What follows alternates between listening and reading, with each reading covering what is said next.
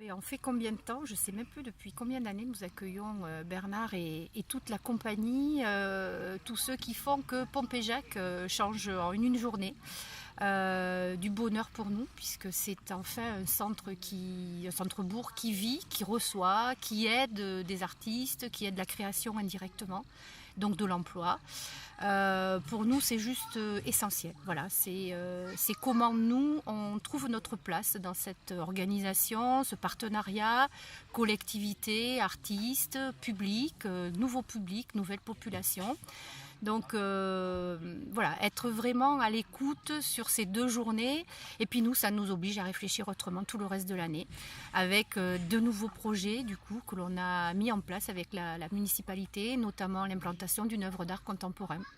Je suis quasi sûre que si nous n'avions pas fait tout ce chemin, tout ce travail ensemble avec l'Estéjade, nous ne serions pas arrivés à ces constats et finalement ces certitudes que nous devions trouver notre place là-dedans. Voilà, donc c'est peut-être un peu prétentieux de dire tout ça, mais c'est vraiment ce qu'on porte et ce qu'on ressent.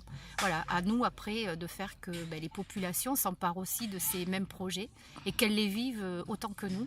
Ce qui est plus compliqué, mais ça vient. Au bout de quelques années, on commence quand même à voir des populations. Là, ce matin, on a plein d'habitants qui sont là, donc c'est du bonheur aussi. Voilà, de voir que eux, comme nous, trouvent que ça a du sens et que ça fait sens. Belle journée à Pompéjac avec des jeunes mobilisés, puisque ce sont eux qui se chargent d'accueillir les spectateurs, les visiteurs du jour et de la soirée, des jeunes bénévoles qui se chargent donc de la restauration pour accueillir des artistes tout au long de cette journée, des conférences, la place de l'artiste, mais aussi comment les collectivités aujourd'hui s'emparent de questions du numérique, mais aussi de la place du citoyen dans cet espace virtuel et comment la collectivité, elle, trouve également la bonne place en fait.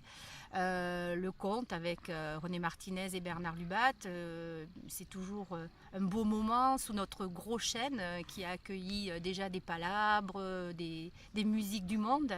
Le cinéma, Max Linder, avec du jazz, pas en fond sonore, je crois que c'est plutôt là comment le cinéma et la musique vont se répondre, vont jouer ensemble. Ça c'est pour nous intéressant.